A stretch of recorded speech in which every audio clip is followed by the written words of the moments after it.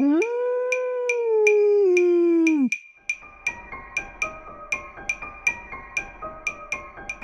Êtes-vous prêt à voyager des frontières de vos peurs aux limites de vos rêves, à rencontrer des mythes et des légendes, des diables et des anges, à vous laisser conduire sur les chemins de l'étrange? Arcanum Fabulas. Saison 6.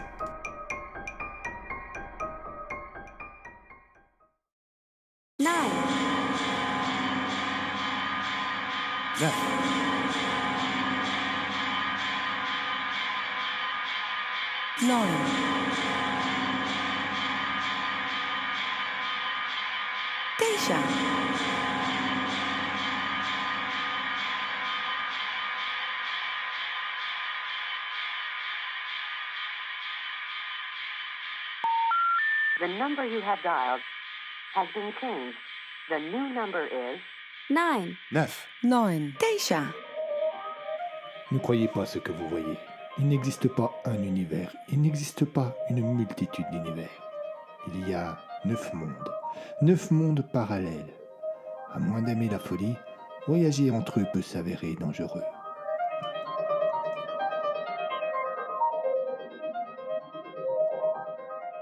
Les 9 parallèles.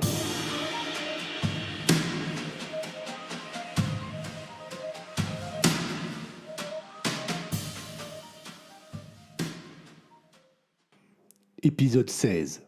Nous ne sommes pas seuls.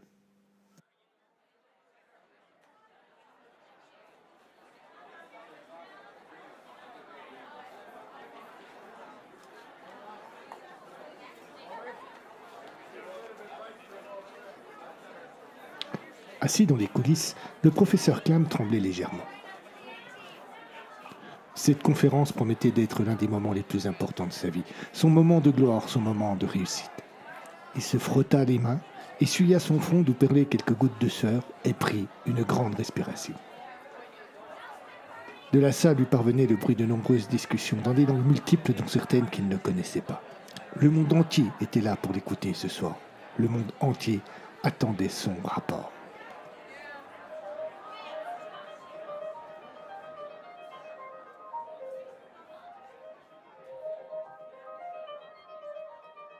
Chers spectateurs, préparez-vous à vivre un moment d'histoire. Il y a 223 jours, des visiteurs venus d'espace ont débarqué avec des intentions belliqueuses. Tous les gouvernements se sont unis pour lutter et sont parvenus à les vaincre. Dans quelques instants, vous allez assister à la conférence du professeur Clam, un scientifique qui a largement contribué à la victoire et qui va revenir sur ces événements. Attention cependant, n'oubliez pas qu'une fois encore, vous venez de pénétrer sur l'un des 9 parallèles.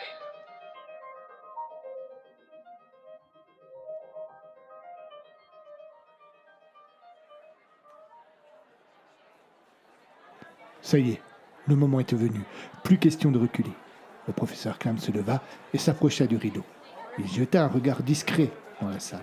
Comme il l'avait pensé, cette dernière était bondée. Il prit une grande respiration et entra sur scène.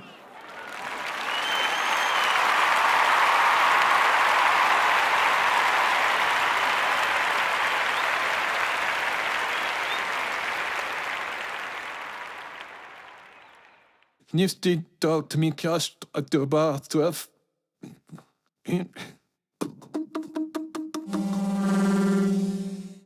Cela commençait mal. Le professeur fit un signe en direction de la régie. Il y eut un second bruit. Le regard toujours fixé sur le technicien, le professeur était inquiet. Puis, un sourire apparut sur son visage. Il se racla la gorge. Excusez-nous pour cet incident. Les traducteurs instantanés ont été activés par la régie. Vous allez pouvoir maintenant tous nous entendre dans votre langue. Alors, avant de commencer, je tiens déjà à vous affirmer que je suis extrêmement fier d'être ici ce soir avec vous. Notre monde est passé si près d'une terrible catastrophe que je n'hésiterai pas à parler de miracle. Pour bien comprendre, revenons il y a précisément 223 jours, près de la petite ville de Maron, au nord de notre grand pays. C'est une nuit d'été, il fait beau, le ciel est étoilé et la jeune Mana, 17 ans, promène son animal domestique à l'orée d'une forêt de Bain.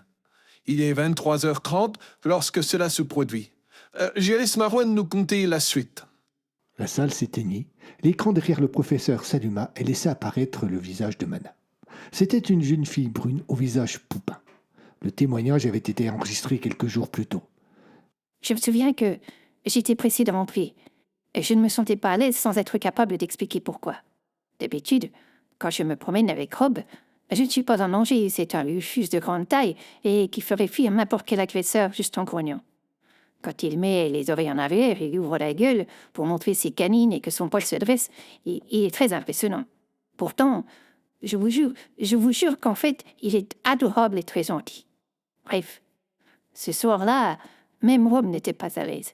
Il restait collé à moi alors qu'il adore se précipiter dans la forêt qui longe le petit chemin où je le promène. Il y a un endroit où ce chemin tourne à angle droit et s'enfonce entre les arbres avant d'aboutir dans une clairière. C'est dans cette clairière que je l'ai vu. Et j'ai pris des photos. Le visage de la jeune fille s'effaça et en lieu et place apparurent des photos d'un objet cylindrique qui flottait à quelques centimètres au-dessus du sol. Ces dernières étaient un peu floues, mais elles ne laissaient aucun doute sur leur nature étrange. En off, la voix de Mana continuait à compter. Je suis restée un instant interdite et puis l'engin a commencé à émettre un bruit. Il s'est illuminé, une forte lumière blanche. Il a commencé à décoller et Rob s'est mis à hurler. J'ai pris peur et je me suis enfuie.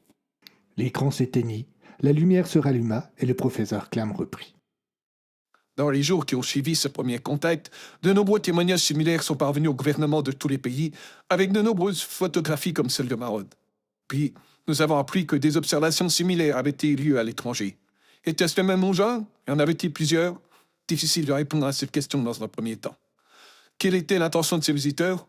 Cela, nous l'avons su bien assez vite. Et Madame Lord, que nous allons écouter maintenant, a failli y laisser la vie. Le visage qui apparut sur l'écran cette fois-ci était celui d'une femme mature. Ses traits étaient tirés, son regard fatigué et ses cheveux attachés en chignon derrière sa tête. Je habitais le village de Vlad dans la région de Mans, à un endroit tranquille, presque coupé du monde. Il y avait eu une fête sur la place du village ce soir-là. Il était tard et nous n'étions plus que quelques-uns assis autour d'une table à refaire le monde ou à se rappeler de vieux souvenirs. 20, peut-être 30. Vers 2 heures du matin, il y eut soudain un grand bruit qui nous fit sursauter tous, mais dont personne ne peut définir l'origine. Les candélabres qui éclairaient la place se coupèrent, nous plongeant dans une obscurité oppressante. Il n'y avait aucune lune cette nuit. Puis, dans le ciel, apparut bientôt une vive lumière blanche, au milieu de laquelle se détacha un appareil semblable à tout point à ceux que de nombreuses personnes avaient décrits ou pris en photo dans tout le pays les semaines précédentes. Je ne peux pas dire que j'ai eu peur, j'étais fascinée, hypnotisée. Aucun témoignage n'avait jusque-là rapporté une attitude agressive de ses visiteurs. L'objet s'est immobilisé juste au-dessus de la place et nous sommes tous demeurés interdits. Impossible de dire combien de temps cela a duré, mais d'un seul coup, un rayon vif est sorti de la pavée et est venu frapper mon ami Rogue qui se tenait juste à côté de moi. Le pauvre n'a pas eu le temps de crier. Il a littéralement éclaté et je me suis retrouvée couverte de sang. Le rayon est ensuite remonté lentement en direction de son épouse qui se trouvait un peu plus loin. Elle a tenté de fuir, en vain.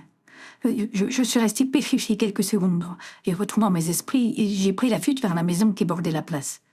J'entendais dans mon dos les cris des autres qui tentaient de faire comme moi, mais se faisaient rattraper par les rayons. J'ai avisé une porte ouverte et je me suis précipitée à l'intérieur. La bâtisse était vide. Je suis montée au premier étage et j'ai trouvé refuge dans une pièce dont la fenêtre tendait sur les lieux du drame. Je me suis allongée au sol et je suis demeurée immobile jusqu'à ce que je n'entende plus de cris à l'extérieur. Je me suis relevée doucement et j'ai jeté un coup d'œil par la fenêtre. Tout le monde semblait mort, l'engin s'était rapproché du sol et des silhouettes nous ressemblant en tout point, mais vêtues de combinaisons intégrales et de casques, en étaient sortis et ramassaient les cadavres un par un. J'étais terrifiée et je me contrôlais pour ne pas crier. Et là, j'ai perdu connaissance. Lorsque le visage se figea sur l'écran, il y eut de nombreux chuchotements dans la salle, et le professeur Clam attendit qu'il se calme avant de reprendre son discours.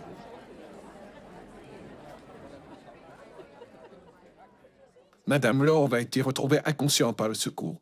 Aujourd'hui encore, il est impossible de connaître précisément le nombre de morts des événements de Vlan. En effet, aucun corps n'a été retrouvé. Vous imaginez bien qu'une telle attaque a suscité la peur chez nos concitoyens. Et les autorités ont dû chercher des parades. Naturellement, L'armée était sur le coup depuis le début, mais elle a dû se montrer plus présente. Des flottes entières d'avions de chasse ont commencé à patrouiller, et ce qui devait arriver arriva.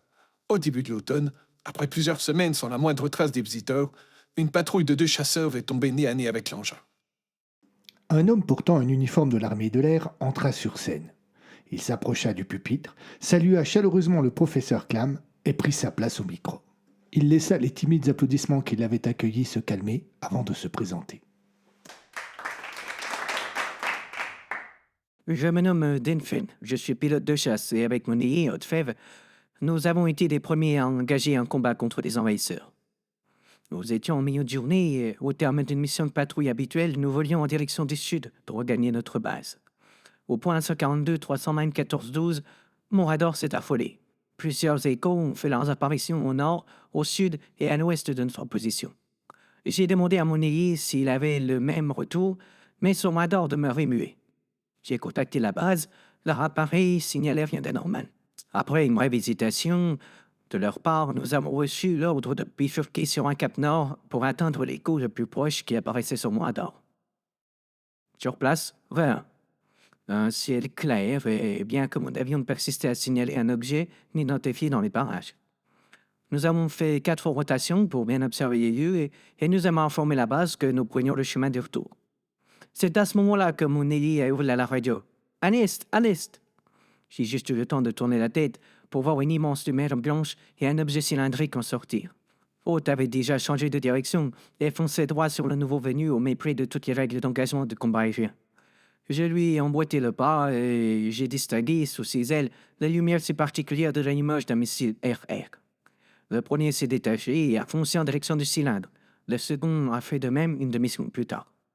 Les 2 appareils des visiteurs ont alors changé de direction à toute vitesse et on a vu les 2 missiles disparaître sur l'horizon et exploser au loin. La réponse de notre adversaire a été rapide et impitoyable. 2 rayons verts ont zébré le ciel et l'appareil d'hôte a explosé en mi-morceaux sans que le malheureux n'ait le temps de s'éjecter. Il ne fait guère de doute que le même sort m'était réservé. Je n'ai donc pas pris le temps de réfléchir. J'ai également tiré mes missiles RR et sans chercher à savoir s'ils allaient atteindre leur cible, j'ai effectué une renversée et j'ai mis les pleins gaz pour m'éloigner le plus vite possible du cylindre. Peine perdue. Je me suis vite rendu compte que l'appareil m'avait pris en chasse. Quand j'ai vu qu'il était de plus en plus proche et que j'ai réalisé qu'il allait tirer, je n'ai pas hésité. Je me suis éjecté et juste après, mon avion était pulvérisé. Clam revint vers le pilote, le remercia chaleureusement et invita les gens à applaudir pendant qu'il sortait de scène.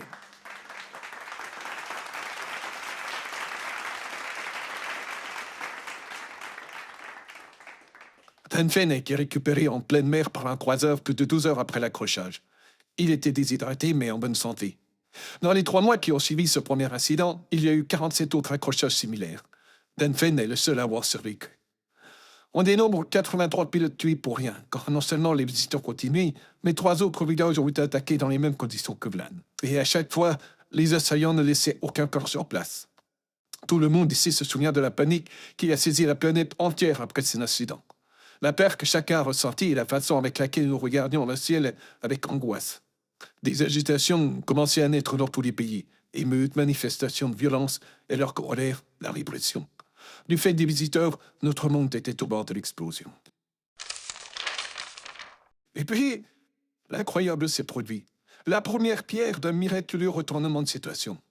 151e jour, une gardienne du parc naturel de Dozo est témoin d'une chose à peine croyable. C'est une jeune femme blonde qui apparut cette fois-ci sur l'écran. Ses longs cheveux étaient attachés en queue de cheval, elle portait de grosses lunettes et sur sa chemise on pouvait lire « Parc national de Dozo ». Le parc de Dozo, c'est 10 000 hectares de nature sauvage où tout est fait pour préserver la faune et la flore. L'accès en est très réglementé et nous sommes une bonne centaine de gardiens à patrouiller en permanence pour s'assurer que les règles sont bien respectées. Une patrouille dure 5 jours. Pendant ce laps de temps, nous sommes seuls, avec pour tout lien avec la civilisation, un simple contact radio. Nous sommes armés pour parer à toute mauvaise rencontre, qu'elle soit sauvage ou civilisée. Il existe principalement 2 types de contrevenants. Des braconniers, face auxquels nous faisons toujours appel à du renfort avant d'intervenir, et des campeurs que nous hésitons moins à affronter seuls. L'incident qui nous préoccupe s'est produit au 4e jour de ma patrouille. Nous étions en hiver, il faisait froid, et la nuit tombait vite. Vers 17 heures, J'ai donc gagné une des baraques relais éparpillées dans le parc et qui permettent aux gardiens de trouver un minimum de confort. Je m'y suis installé, mais au moment de faire du feu, plus de bois. Je devais donc ressortir pour faire des réserves. La nuit était en train de tomber, il neigeait faiblement, et je me suis un peu éloigné de la maison par un petit chemin qui rejoignait un lac. Et d'un seul coup, j'ai vu une grande lumière entre les arbres. J'ai pensé à des braconniers ou des campeurs, et pour en avoir le cœur net, je me suis approché discrètement. J'ai vite compris que la lumière était trop intense pour venir des phares d'un véhicule ou d'un feu de camp. Mais poussé par la curiosité, et peut-être la conscience, j'ai poursuivi. En apercevant l'engin cylindrique au-dessus de l'eau, j'ai immédiatement su ce que c'était et j'ai été pris de panique. Mon premier réflexe a été de suivre et j'ai couru sans me retourner en direction de la cabane. Et puis, je me suis ravisé. Que faisait-il là? Peut-être. Je suis revenu sur mes pas et j'ai observé. Il flottait à 200 ou 300 mètres de la surface du lac. Un tuyau sortait de sous l'appareil et plongeait dans l'eau en y faisant des bulles. J'ai vite compris, hein. Il pompait. Imaginez la réaction des autorités lorsqu'elle a eu connaissance de cet événement. Pour la première fois, il était possible d'avoir un coup d'avance sur nos agresseurs. Un détachement de l'armée est envoyé sur place. Le but n'était pas d'attaquer, mais d'observer. 160e jour. Les observateurs militaires sont témoins pour la première fois des mêmes faits que la gardienne. Au milieu d'une nuit glaciale et étoilée, le vaisseau apparaît dans le ciel. Il descend lentement vers le lac et il pompe. 165e jour. Idem. En pleine matinée cette fois. Dans les jours qui suivent, deux villages sont attaqués, mais les ordres des soldats restent les mêmes. Observez. Pendant 30 jours, à intervalles plus ou moins réguliers, l'appareil cylindrique est revenu faire le plein. C'est à ce moment-là que j'ai été contacté par un certain nombre de collègues pour que nous réfléchissions ensemble à un plan qui nous permettrait de tirer avantage de cette situation. Nous n'avions aucune idée de l'utilisation que les visiteurs faisaient de l'eau. Était-ce pour la consommation? Était-ce pour faire marcher leur engin? Et pourquoi en avaient-ils besoin d'autant alors qu'ils avaient voyagé sans doute très longtemps pour atteindre notre monde, et ce, sans avoir la possibilité de trouver de l'eau? Je n'avais pas de réponse à ces questions, mais une idée simple, empoisonner l'eau. Et pour la défendre, je partais de 3 postulats tous invérifiables.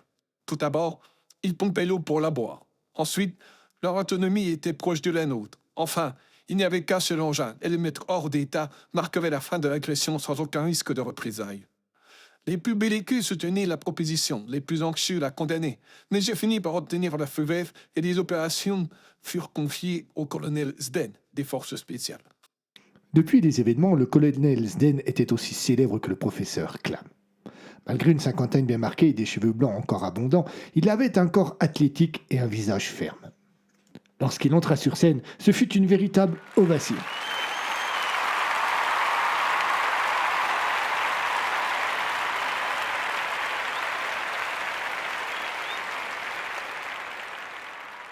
Il fit un salut militaire au professeur Clam, s'installa au micro et, après un propos liminaire, entra dans le vif du sujet. Ce ne fut sans doute pas la mission la plus périlleuse que l'on m'a confiée dans ma longue carrière, loin s'en faut, mais c'était sans la moindre hésitation possible celle qui avait le plus gros enjeu. De sa réussite dépendait peut-être, sûrement même, l'avenir de toute la planète. 40 camions-citernes remplis d'un poison chimique indolore et incolore, mis au point par le professeur Clam, prirent donc de nuit, sans force, la direction du parc et du lac. Nous n'avions aucune idée des moyens dont usaient les visiteurs pour nous surveiller, et nous n'avons voulu prendre aucun risque. Tout fut donc fait pour assurer la plus grande discrétion à l'opération. Rendus sur place, les 40 véhicules furent garés dans un sous-bois à 500 mètres du lac et cachés sous des bâches de camouflage. Un discret système de pompes et de tuyaux fut installé jusqu'au lac, et puis ce fut l'attente. Inutile d'empoisonner l'eau trop à l'avance, sous peine de diminuer l'effet du poison. Nous savions que le vaisseau revenait tous les 5 jours à peu près. Nous avons donc attendu le dernier moment pour vider les citernes. Coup de chance pour nous, il a été ponctuel. Nous l'avons regardé pomper l'eau avec un mélange d'angoisse et de joie. Puis il est reparti. Quelle frustration! Le colonel tendit le micro au professeur Clam qui était resté à côté de lui. Oui, quelle frustration. L'engin est reparti sans laisser la moindre trace et sans que nous sachions si notre plan avait marché. Il s'en est suivi 10 jours de doute et de peur. Imaginez que le poison n'ait aucun effet et que les visiteurs se soient aperçus du piège. Quelle aurait été leur réaction? Et puis est arrivé le 202e jour et j'ai été réveillé par de violents coups contre ma porte. trois militaires se tenaient devant elle, et je n'oublierai jamais leur visage, ni ce que le plus gradé d'entre eux m'a annoncé. L'engin s'était écrasé dans le nord du pays, par chance en pleine forêt. À la simple énonciation de l'incident, et sans laisser le professeur terminer sa phrase, le public se mit à applaudir.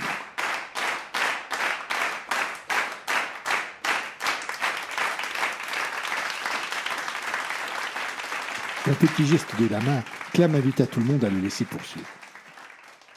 Évidemment, nous nous sommes rapidement rendus sur place et nous avons pris 1000 précautions avant de pénétrer à l'intérieur. Tous ces occupants étaient morts, mais notre grande surprise fut de constater à quel point leur physiologie était proche de la nôtre, une fois leur étrange combinaison enlevée. Nous avons commencé à étudier leur technologie. Plus de 2000 savants venant de toutes les nations ont travaillé d'arrache-pied pour traduire et comprendre. Nous sommes aujourd'hui en capacité de fabriquer le même type d'engin que celui de nos visiteurs, et nous avons appris une quantité de choses sur eux. Ils viennent d'une planète située à environ 3 années-lumière de la nôtre. Elles gravitent autour d'une étoile de taille moyenne, et leur population est composée d'environ 100 milliards d'individus.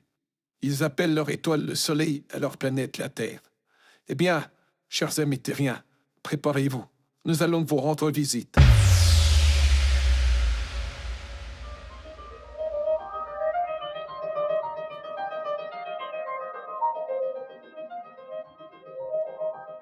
Nous avons toujours imaginé que le premier contact avec une civilisation extraterrestre se ferait par l'arrivée de visiteurs sur notre planète. Et nous avons toujours craint que ces visiteurs soient belliqueux. Mais au final, si c'était nous un jour qui devenions des envahisseurs, juste une hypothèse ici-bas, mais déjà une réalité dans les 9 parallèles.